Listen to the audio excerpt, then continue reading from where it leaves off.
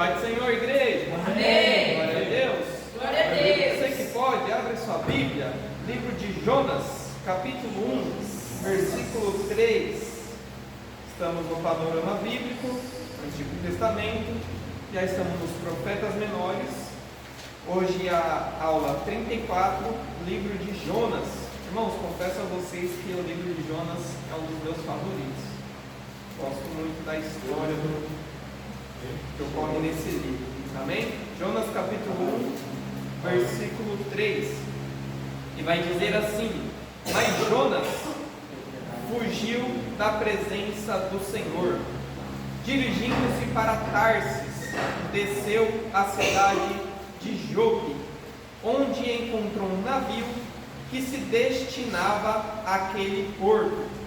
Depois de pagar a passagem, embarcou para Tarsis para fugir do Senhor. Amém? Amém. Glória a Deus. Irmãos, em hebraico o nome é algo semelhante a Iona, né? Seria Jonas. Grego também é algo semelhante, tá? Eu não sou bom nessas pronúncias.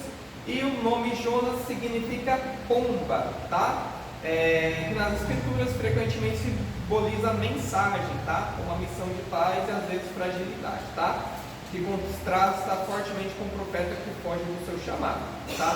Quem é o autor do livro de Jonas, tá? Tradicionalmente, o próprio profeta que é relatado no livro, o profeta Jonas, filho de Amitai, tá? Ele é citado no segundo livro dos Reis, capítulo 14, versículo 25, tá? Ele profetiza no reino do norte, no reinado de Jeroboão II. Lembra? A gente tem falado muito sobre esse rei, Jeroboão II, tá? Por volta de 793 a 753 a.C. Mas diferentemente desse episódio de Segundo Reis, o episódio do livro de Jonas é totalmente diferente. Amém? Amém. Jonas era um profeta do reino do norte. Seu nome aparece fora do livro, que reforça aí a sua existência histórica, né? Ele é o único entre os profetas por ser protagonista e não apenas mensageiro. Tá? O livro de Jonas, ele é diferente do livro dos outros profetas. No livro dos outros profetas, a gente vê Deus levantando um profeta para entregar uma mensagem, certo? O livro de Jonas, a gente pode perceber que é uma narrativa sobre o comportamento de Jonas. É bem interessante. Apesar de ter a mensagem que ele leva para Nínive, a gente vê que a mensagem que ele leva para Nínive é 5 palavras. É um livro todo com 4 capítulos para falar uma mensagem, e ele nem diz assim diz o Senhor. Tá? É diferente dos outros profetas. A gente vê Deus tratando com o profeta e o profeta tratando com Deus. Amém? Amém. Sua missão é diferente. Ele não profetiza para Israel, tá? Mas a uma nação estrangeira, Nínive, capital cruel do Império Assírio, tá? A gente vê outros profetas profetizando para outras nações, certo? Porém, nenhum deles é enviado a essas nações. Eles profetizam de Israel, de Judá, e eles escrevem as suas profecias, eles escrevem os seus livros, mas Jonas não. Jonas foi enviado até outra nação para profetizar lá. Amém? Amém. O livro de Jonas é um relato narrativo dentro da coleção dos profetas menores. Diferente dos demais, ele não apresenta oráculos extensos, né? Mas sim a história de um profeta enviado a uma cidade estrangeira. Seu conteúdo destaca elementos históricos, geográficos e literários importantes, como o cenário do Império Assírio, a cidade de Nínive, a prática profética em Israel no século 8 a.C. e a estrutura narrativa incomum, marcada por ironia, contrastes e repetições. Jonas é mencionado em segundo livro dos Reis, capítulo 14, versículo 25, situando seu ministério no reinado de Jeroboão II. O livro também apresenta um dos relatos mais conhecidos da literatura bíblica, a fuga do profeta, sua experiência no grande peixe e o impacto da sua pregação em Nínive. É uma obra compacta, mas rica em informações sobre a relação entre Israel e as nações e o papel dos profetas no contexto político do período. Amém?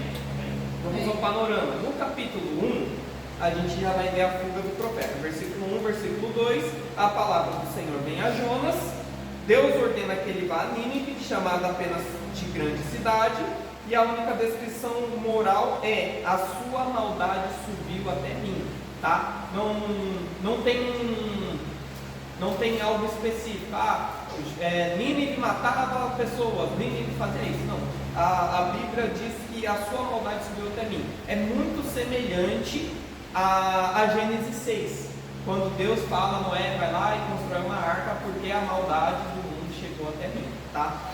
A expressão genérica usada em outros textos, Gênesis 6:5, e também tem Gênesis 18:20, quando vai falar de como é que é o nome? Sodoma e Gomorra, tá? Sem especificar pecado.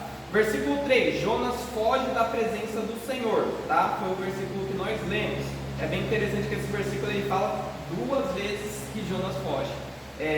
Essa frase significa afastar-se do ofício profético, rejeitar-se da missão e romper com sua responsabilidade espiritual. E ele vai para Jope e tenta chegar a Tarsis, o poço de Nínive. Versículo 4 até o versículo 6, Deus envia uma tempestade. Os marinheiros clamam cada um ao seu Deus, enquanto Jonas dorme. A ironia é literária, pagãos clamam enquanto o profeta dorme, tá? Versículo de 7 a 10, 7, 8, 9 e 10. O sorteio indica Jonas e ele confessa que teme o Deus Criador e admite estar fugindo. Os marinheiros ficam temerosos diante do Deus de Israel, né? Bem interessante, né? Os marinheiros, que eram pagãos, diante da tempestade, o que eles pensam em fazer? Vamos orar, vamos buscar intervenção divina, e que algum Deus venha nos salvar. Enquanto Jonas, que era um profeta chamado por Deus, estava lá dormindo e fugindo da presença de Deus. Então eles fazem, né, um sorteio para descobrir, né, quem que era o causador daquela tempestade. Você vê o discernimento espiritual que aqueles homens tinham. Sendo pagãos, eles discerniram: olha, não é uma tempestade natural, isso daqui é obra de Deus, isso daqui é o mundo espiritual se movimentando. O discernimento deles, enquanto o profeta estava lá dormindo. Então eles vão lá, jogam as sortes, que era uma atitude comum naquela época. Então a sorte cai sobre Jonas. Olha só, Jonas, ele reconhece: eu sirvo o Deus Altíssimo, Criador dos céus e da terra e dos mares. Olha só, ele reconhece que o Deus que ele serve é o Deus Criador dos céus, da terra e dos mares, que tem todo o poder sobre todas as coisas, e mesmo assim ele estava em desobediência e fugindo. O livro de Jonas é muito profundo, os contrastes que a gente vê. A atitude que o profeta deveria ter, mas ele não tem. A atitude que os homens pagãos deveriam ter, mas eles têm uma atitude diferente. A atitude que era para o profeta ter, os homens pagãos que estão tendo. Ele seria o mais fiel perante Deus? Então, era para Jonas ser o mais fiel, mas os homens pagãos que estão buscando. É um contraste. É um contraste. É tudo virado de cabeça para baixo no livro de Jonas. Do versículo 11 até o versículo 15, Jonas é lançado ao mar. Ele reconhece que a tempestade é consequência de sua desobediência, e os marinheiros tentam evitar lançá-lo, mostrando respeito pela vida. Você vê, aqueles homens temiam. Aqueles homens eram tementes. Não, a gente não vai jogar você. Ele fala: pode jogar no mar, porque eu sou a causa. Ao invés dele se arrepender, clamar a Deus, falar: Senhor, eu me arrependo, eu vou fazer a missão que o Senhor mandou. Não, ele fala: eu prefiro ser lançado no mar, eu prefiro morrer do que obedecer a Deus. É isso. E aqueles homens que eram pagãos, que não conhecem o Deus Criador dos céus e da terra, falam: não, uma vida é preciosa, a gente não pode matar alguém. Versículo 16, os marinheiros passam a temer ao Senhor. Aí vai dizer o quê? Que eles oram, se eu não me engano, que eles jejuam e que eles começam a oferecer sacrifícios a Deus. Enquanto um homem fala: eu prefiro morrer do que obedecer a Deus, outros falam: não, esse Deus é tão poderoso, tão misericordioso, que a gente vai começar a servir a Ele. 17, Jonas é engolido por um grande peixe, tá? Muita gente confunde com baleia. Não, A Bíblia não diz baleia, a Bíblia diz grande peixe. Existem, até mesmo naquela região, naqueles mares, um grande peixe chamado cachalote, que ele é capaz de engolir um ser humano inteiro, tá? Inclusive existe relato do peixe cachalote ter engolido o ser humano inteiro, tá? Porque muita gente tem dificuldade com o livro de Jonas e fala que o livro de Jonas não é um livro histórico, que não é uma história real, verdadeira, legítima, por causa disso. Como que pode um homem ser engolido por um peixe? Se a Bíblia está falando, é verdade. É como eu costumo dizer, na Bíblia, eu acredito até na capa. Se está escrito Almeida Revista Atualizada, eu acredito, é um Almeida Revista Atualizada, eu acredito até na capa. E assim, Jesus dá testemunho de Jonas. Jesus não fala, como disse na parábola de Jonas. Não, Jesus dá testemunho de Jonas. Então Jonas é uma história real, tá? Não é uma parábola, não é um conto, não é uma historinha de criança, tá? Jonas é uma história real. Deus preparou o peixe. A expressão 3 dias e 3 noites é usada por Jesus como tipologia de sua morte e ressurreição em Mateus 12:40, tá? Capítulo 2. Aí a gente vê um cenário totalmente diferente. Jonas, no ventre do grande peixe, o profeta que estava fugindo, se rebelando contra Deus, ele resolve orar, tá? Versículos 1 e 2, ele ora dentro do peixe. A oração tem estrutura de salmo, de lamento, com metáforas de morte e livramento, tá? Versículo 3 ao 6, descrições fortes: água cercando a alma, profundezas, montes do mar, e a terra com seus ferrolhos se correu sobre mim. Essas imagens são fortemente usadas para descrever morte e Sheol no Antigo Testamento, tá? Por isso muitos intérpretes defendem que Jonas realmente morreu e foi restaurado, coerente com o uso de Jesus no Evangelho, tá? Pouca gente fala sobre isso, tá? Que Jonas ficou preso 3 dias e 3 noites no ventre do peixe e Deus soltou ele. Mas na verdade ali Jonas, 3 dias e 3 noites, ele morreu, tá? É praticamente consenso teológico isso. Jonas morreu ali no ventre do peixe. Não é só que Jesus ele usa esse exemplo. Quando pedem um sinal para Jesus, ele vai lá e fala: uma geração incrédula me pede um sinal, mas eu não darei um sinal senão o sinal de Jonas, que passou 3 dias e 3 noites dentro do ventre. Qual é o sinal de Jonas que Jesus fez? Ele passou 3 dias e 3 noites morto, e no final ressuscitou. Então acredita-se que Jonas ele morreu no ventre do peixe e ressuscitou. A oração dele fala bem claro isso daí, tá? E a gente pode ver que a oração de Jonas, em momento algum, ele se arrepende. No momento algum ele pede perdão. No momento algum ele fala: errei, fui moleque. No momento algum ele fala, não, pelo contrário. A oração dele é um lamento pela morte e um agradecimento. A gente vê meio que um agradecimento por Deus ter restaurado a vida a ele, por Deus ter levantado ele novamente. Isso aí a gente vê no capítulo 2, tá? Versículo 7 e 9. Jonas reconhece que a salvação pertence ao Senhor e ele faz votos e cita a linguagem de adoração. Ele vai adorando e faz votos com Deus. Aí ele fala para Deus: agora eu vou te obedecer. Agora o Senhor pode mandar que eu vou te obedecer. Amém? Em versículo 10, Deus fala ao peixe, Jonas é vomitado em terra, e outra ação totalmente controlada por Deus. E aí, na onde que ele é vomitado? Na cidade de Nínive, na onde ele deveria estar pregando. Vamos lá. Capítulo 3, a pregação e o arrependimento geral. Versículo 1 e 2, Deus chama Jonas pela segunda vez. A missão é reiterada como no início. Versículo 3, Jonas obedece e Nínive é chamada novamente de a grande cidade, né? Versículo 4, Jonas prega uma mensagem breve: ainda 40 dias e Nínive será subvertida. Prestem atenção, ainda 40 dias e Nínive será subvertida. Vamos lá, vamos fazer uma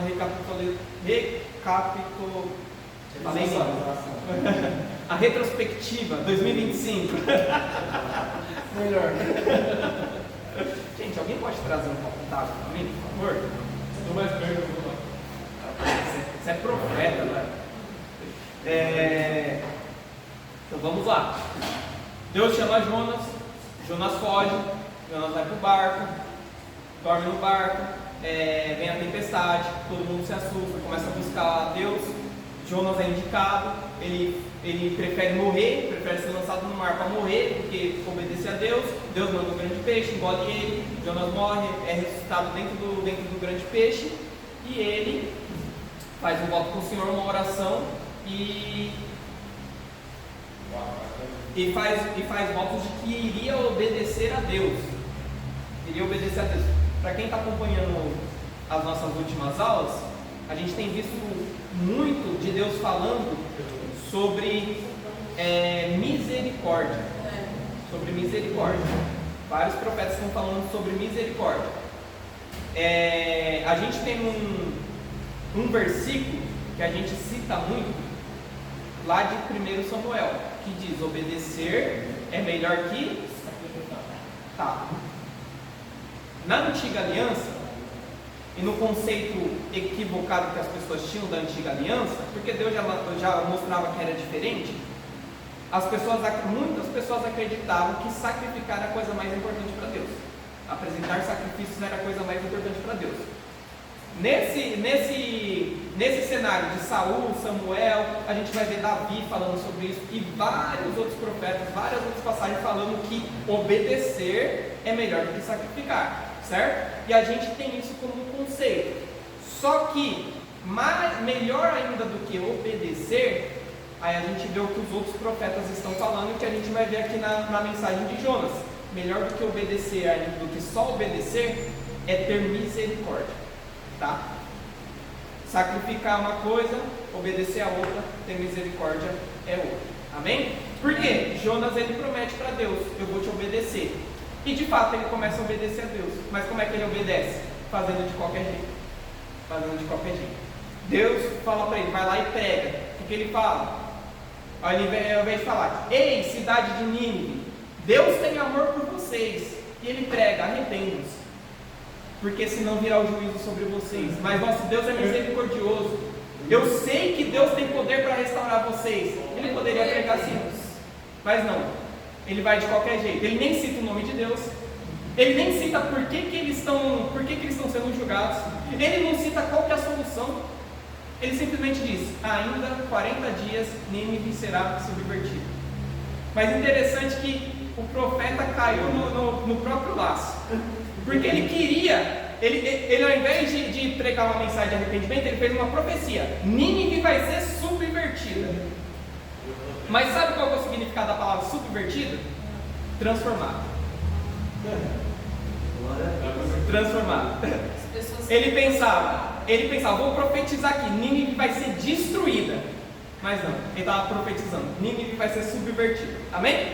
É só uma explicação, tá? A palavra subvertida pode significar destruir, mas também transformar, algo que se cumpre no final do capítulo. Versículos 5 e 6, a gente vê: o povo crê em Deus, o rei se levanta do trono, veste pano de saco e decreta jejum.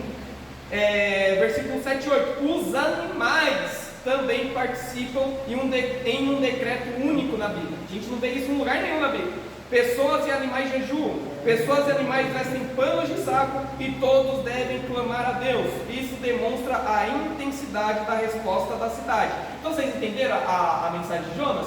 Ele fala: eu não quero obedecer a Deus. Aí ele vai lá, depois faz o voto com Deus: eu vou te obedecer, mas eu vou obedecer do meu jeito, vou obedecer de qualquer jeito. Já viu aquela pessoa que é rebelde? Eu vou falar que eu tenho um pouco disso no meu coração. Por exemplo, vamos lá. Quem é que toma banho todo dia? Glória a Deus. Eu faço todo dia. Eu tomo banho todo sábado. Faço todo dia. Todo dia. Várias vezes eu estou preparado, eu estou com a toalha nas costas para tomar banho. Se minha esposa fala: vai tomar banho? Eu falo: depois eu vou. Eu até vou, mas só porque você mandou, eu não vou. Eu vou depois. Não vou agora mais. É assim. É assim, eu vou obedecer, mas vou obedecer do meu jeito. Por isso que Deus chama a misericórdia. Porque a misericórdia a gente não pensa mais do meu jeito, na minha pessoa. Eu vou fazer porque eu amo, porque eu tenho misericórdia dessa pessoa, tenho misericórdia da obra de Deus. É por isso que Deus chama a misericórdia. Porque obedecer por obedecer pode ser em vão. Amém? A gente vê o jovem rico, a gente vê o irmão mais velho do filho pródigo. Ele obedecia o pai dele, obedecia, até que quando o irmão dele voltou e o pai dele estava se alegrando, ele falou: eu te obedeço em tudo. Agora esse teu filho, ele não fala esse meu irmão, ele fala esse teu filho que desperdiçou os teus bens, você vem e mata o boi cevado, e para mim que te obedeço em tudo, você não me dá nem um cabrito para mim comemorar com os meus amigos? Então é isso, obedecer por obedecer é não desfrutar da presença de Deus na sua plenitude. Amém?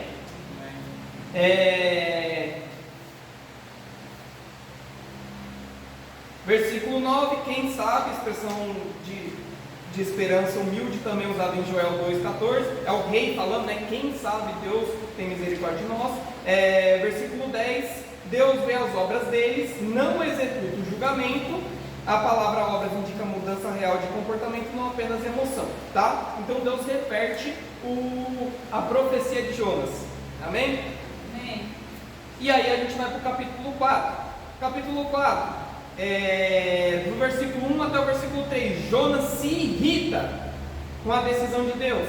Aqui ele explica claramente por que fugiu no capítulo 1. Ele sabia que Deus é misericordioso e tardio em irar-se. Vamos lá, vale a pena ler esse versículo. Jonas capítulo 4. Vamos ler, 1 ao 3.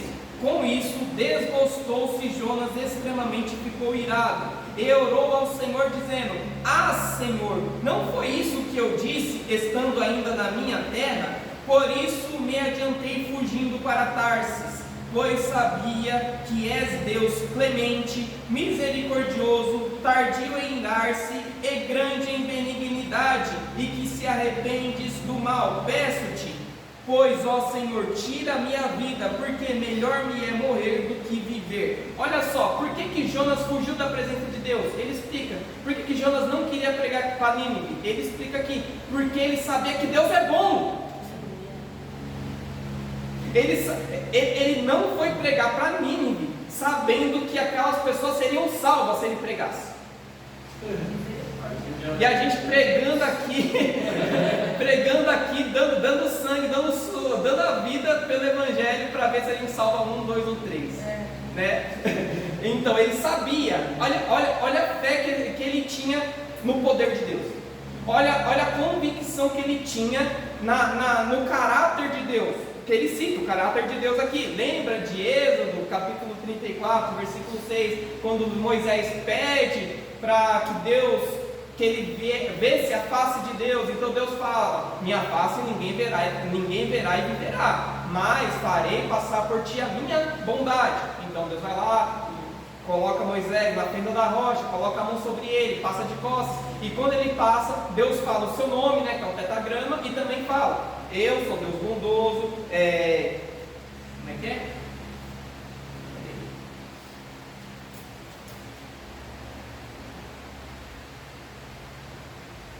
Deus bondoso, clemente, misericordioso, tardio em irar-se e grande em benignidade, que te arrependes do mal. Tá, irmão? Essas características de Deus são repetidas em diversas passagens da Bíblia, em várias. Por isso que é meio que uma definição do caráter de Deus. Amém?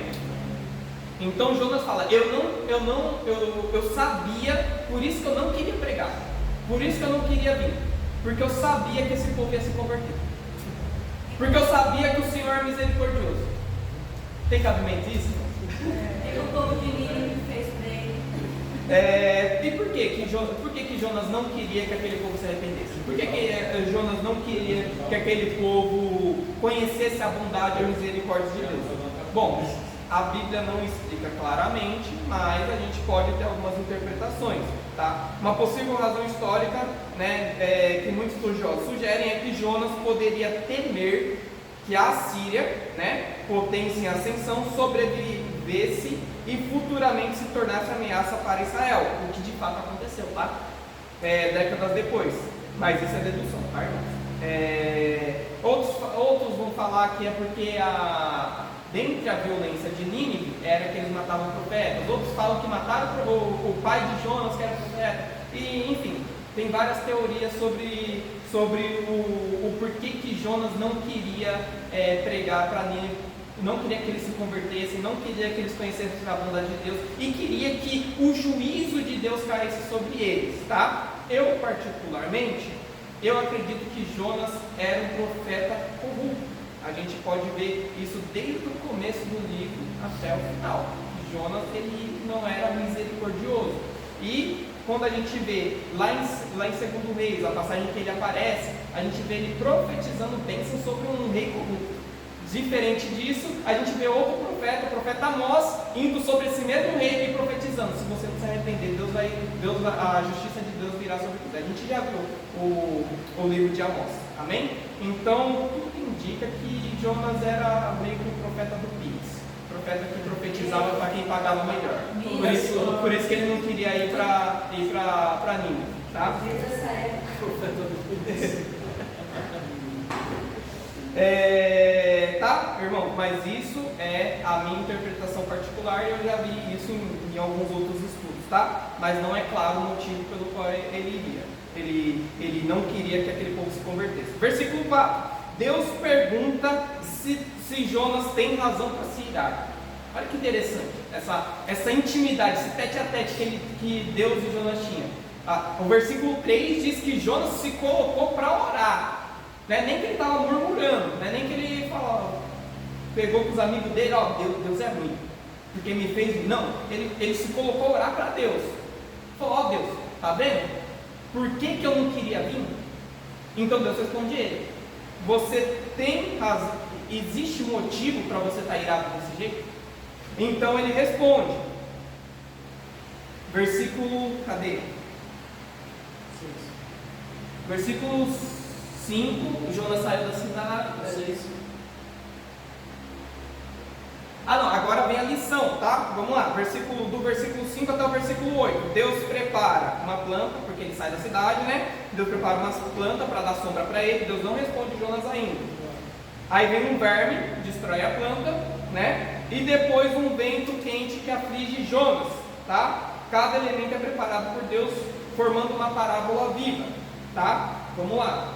Vamos ler, ó. Versículo 6: Então fez o Senhor Deus nascer uma planta que subiu por cima de Jonas para que fizesse sombra sobre a sua cabeça, a fim de o livrar do seu desconforto. Jonas, pois, se alegrou em extremo por causa da planta. Mas Deus, no dia seguinte, ao subir da alva, enviou um verme, o qual feriu a planta e esta se secou. Em nascendo do sol, Deus mandou um vento calmoso oriental. O sol bateu na cabeça de Jonas de maneira que desfalecia, pelo que pediu para si a morte, dizendo: melhor me é morrer do que viver. Então Deus repete a pergunta, do 9 ao 11. Vamos lá. Então perguntou Deus a Jonas: é razoável essa tua ira por causa da planta? E ele respondeu: é razoável a minha ira até a morte.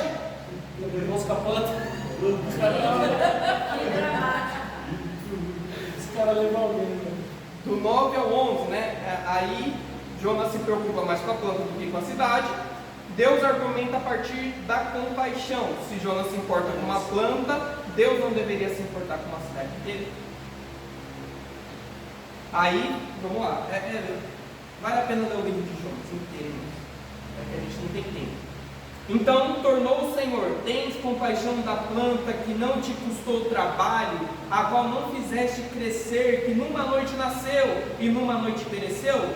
E não hei eu de ter compaixão da grande cidade de Nínive, em que há mais de 120.000 pessoas que não sabem discernir entre a mão direita e a mão esquerda, e também muitos animais?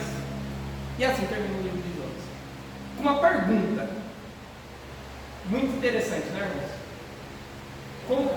O livro ele é todo de cabeça para baixo e termina com um diálogo, uma disputa entre o profeta e Deus. E aí Deus vai lá e termina o livro de forma abrupta. A gente querendo saber qual é o último, qual que é a continuação, o desdobramento, mas a gente fica com essa pergunta, porque a pergunta não era para o profeta. A A pergunta é para nós. A pergunta é para nós. Tá, irmão? Só uma... Vamos para os pontos principais, porque a hora já está avançando. Saúde. Amém. Depois vocês leem lá o material, vou mandar para vocês. Tem bastante coisa. A gente vê, né, Jonas apontando para Cristo, né? Na linguagem, né, de Jonas, sugere a descida da morte e a restauração, no capítulo 2, né? Na sua oração, no seu clamor, tá? A gente vê, né, Jesus mesmo faz essa conexão, né? Assim como Jonas esteve 3 dias e 3 noites no ventre do peixe, né? Jonas descida às profundezas, Cristo sepultamento. Jonas volta à vida e assume sua missão, Cristo ressurreição e cumprimento do plano da redenção. Amém? Amém. Aponta também para o plano de redenção de Deus que começa lá em Abraão e é consumado em Cristo, né?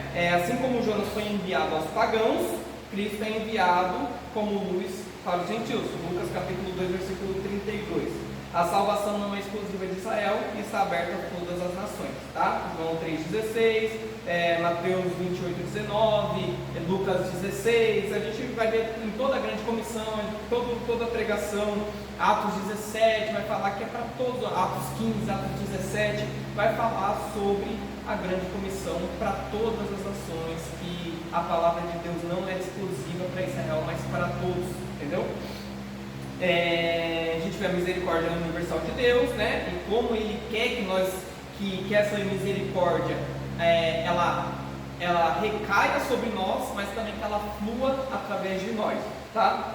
E a gente vê o contraste também entre Jonas e Jesus, né? Jonas foge, Jesus obedece, Jonas se ira pela compaixão de Deus, Jesus é movido pela compaixão, Jonas deseja a morte dos ninivitas, Jesus morre pelos pecadores, tá?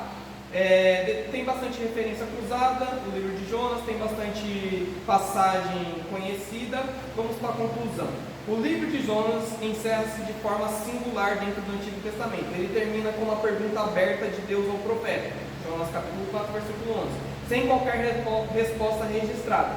Esse silêncio não é acidental. A ausência da resposta de Jonas funciona como um recurso literário intencional que desloca o foco final para o leitor. Assim como Jonas é confrontado com a misericórdia de Deus, o próprio leitor é convidado a refletir sobre sua visão do caráter divino, da compaixão e da justiça.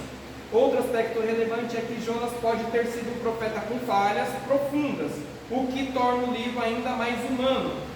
Em 2 Reis, capítulo 14, versículo 25, ele profetiza a restauração territorial para Jeroboão II, um rei conhecido por sua impiedade. Mais tarde, o profeta Amós anuncia juízo contra esse mesmo rei, sugerindo que a profecia de Jonas serviu aos interesses de um governo ímpio ou refletia um profeta espiritualmente desalinhado naquele período. No livro que leva o seu nome, suas atitudes, fuga, resistência, ira, falta de compaixão reforçam essa possibilidade. Contudo, o fato de Jonas ter escrito o livro, ou pelo menos ser a fonte ocular principal e de ter exposto suas próprias falhas com tanta transparência, aponta para uma provável transformação. Um profeta endurecido dificilmente registraria sua desobediência e seus pecados de forma tão honesta. Assim, embora o texto não descreva diretamente sua mudança, o próprio livro funciona como evidência de que Jonas, ao final, compreendeu a misericórdia de Deus. No entanto, o objetivo central do livro não é contar a trajetória definitiva de Jonas, mas confrontar o povo de Deus com uma pergunta decisiva: como responderemos à compaixão de Deus, estendida até mesmo aos que julgamos indignos? A obra, portanto, permanece aberta para que cada geração de leitores reflita sobre seu próprio coração diante da graça de Deus. Amém, irmãos? Amém. Esse é o livro de hoje. Esse é o livro de Jonas. Essa é a aula de hoje. Até a próxima aula. Gente, a aula de uma aula do ano. Amém? Então, até ano que vem. Deus abençoe a todos. Amém. Amém?